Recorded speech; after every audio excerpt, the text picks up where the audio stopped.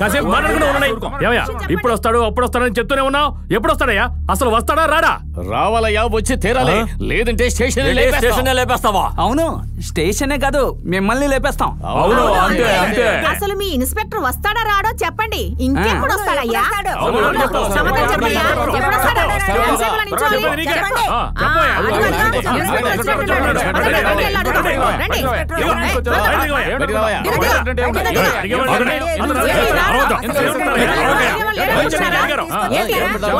ఎందుకయ్యా ఇంతమంది ఇక్కడికి వచ్చారు?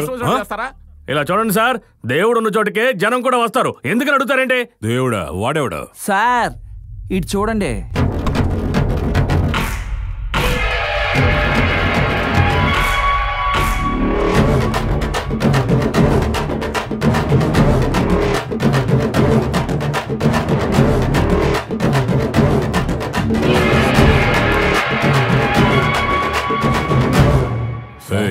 ఎవరయ్యా వాడు? కొండవీరుడు సార్.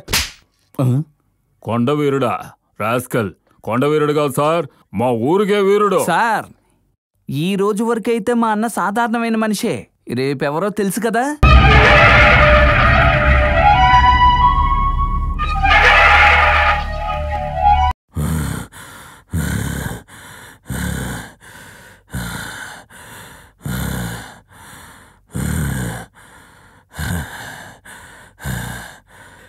ఈసారి మీరు పెట్టిన పొంగళ్లను మనసారా స్వీకరించాను. నా మనసు పొంగిపోయింది.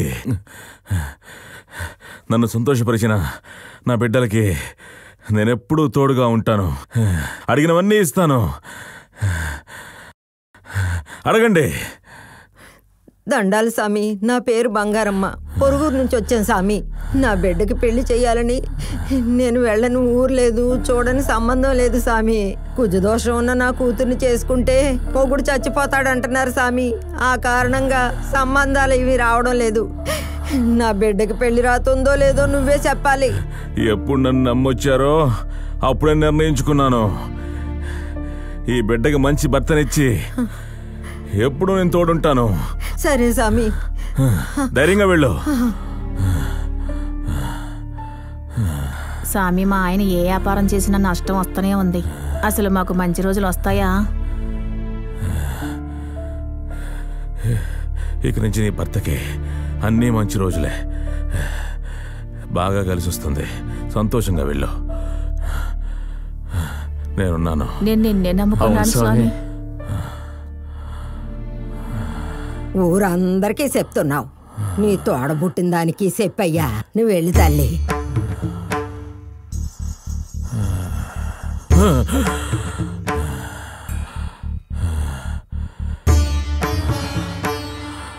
ఈ లోకంలో చెడుంతమైన మంచి పెరగాలంటే ఓ మంచి మనిషికి ఇబ్బందులు వస్తాయి.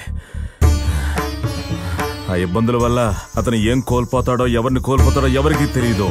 కానీ కోల్పోవడం తథ్యం. అటువంటి ఆపద నీకు వస్తుంది, అది కూడా నీ మెడలో పడే మాల వల్ల.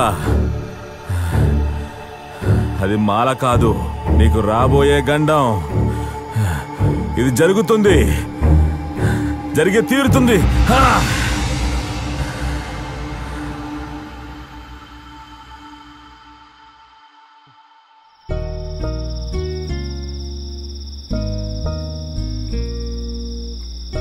ఆపదని చెప్పానా? అవునయ్యా, అది ఎనగానే గుండె ఆగిపోయినట్టు అయ్యింది. అందరికీ వరాలిచ్చో, మీ చెల్లెలకో మంచి మాట చెప్పచ్చు కదా. నన్ను ఆపండొచ్చుగా పెద్దమ్మా. అప్పుడు నిన్ను ఎలా ఆపగలవయ్యా? చెప్పి నీకే ఎలా ఉంటే ఇన్నా పిల్లకి ఎలా ఉంటది? అది బాగానే ఉందిలే. ఏ ముసలమ్మాయిలో ఇంకా అదే మాట్లాడి అన్నయ్య టెన్షన్ పెడుతున్నారా? లేచి వెళ్ళి భోన్ చేయండి. నువ్వు రా అన్నయ్య.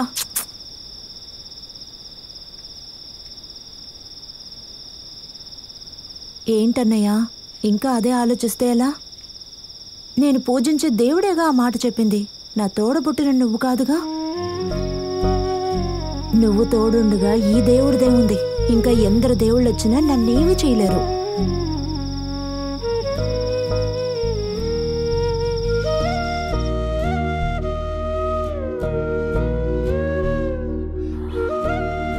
నేనే గొప్పని చెల్లి చెప్తోంది. కానీ లోకంలో నువ్వేనమ్మా నాకు గొప్ప. పార్వతికి ఏ గండం వస్తుందో నాకు తెలియదు, కానీ ఆ గండం కొండలా వచ్చిన మంచులా కరగాలి. నువ్వే మాకు తోడుగా ఉండాలి. అన్నా నువ్వేం దిగులు పడకన్నా, మనం గుడికి వెళ్ళి పెళ్లి గీత గీసి చూద్దాం, నీకు మంచి జరుగుతుందన్నా. స్వామి, నా చెల్లికి మంచి భర్త దొరికేలా నువ్వే గీతను సరిగ్గా కలపాలి.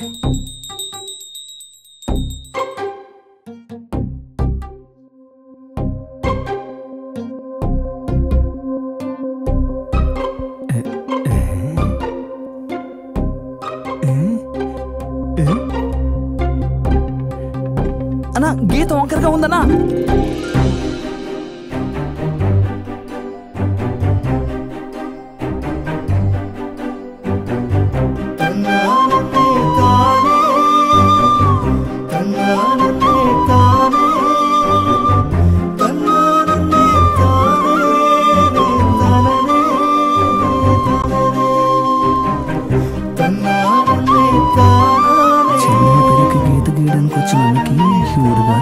కలిపెట్టుందే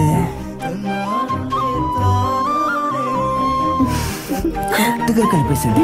కలిసింది. అవునవును కలిసింది.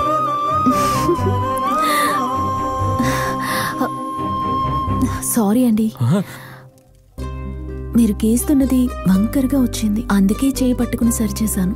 మనం కోరింది జరుగుతుందో లేదు, కానీ కోరుకోవడం సరిగ్గా ఉండాలిగా, అందుకే. అన్నా ఇక లేస్తారా? వెనకాల చాలా మంది ఉన్నాం. మీరు గీయండి. రారా. ఏ మల్లిక, ఇప్పుడు నువ్వు గీ. మీ అన్నీకి ఒక మంచి పిల్ల దొరకాలని. మా అన్నయ్యకి మంచి పిల్ల దొరకాలి స్వామి.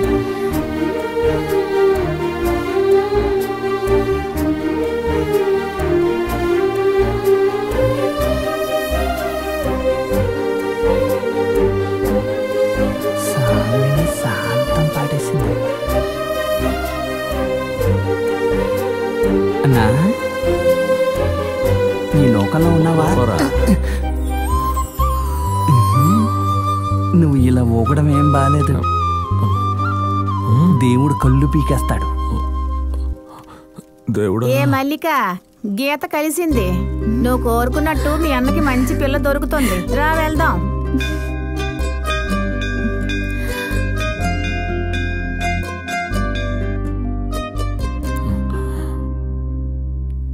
పిల్ల అందంగా ఉంది కదన్నా?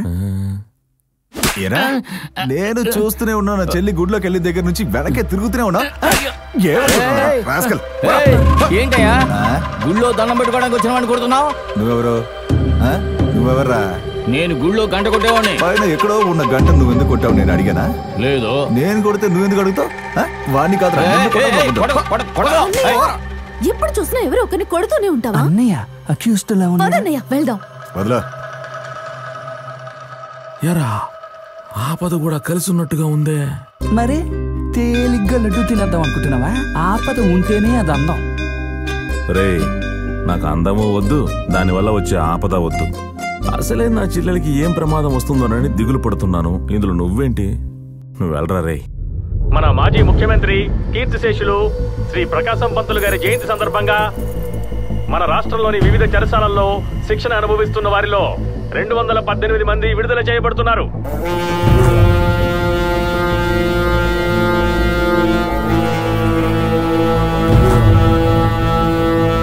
వారిలో రాజమండ్రి సెంట్రల్ జైల్లో యావజ్జీవ కారాగార శిక్షణ అనుభవిస్తున్న 5 ఖైదీలు కూడా ఉన్నారు.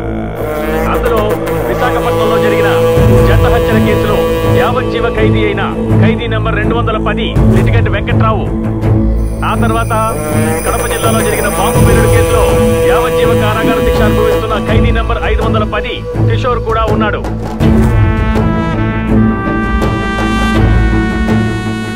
ఏంటి బావా, మన కులానికి చిహ్నమా?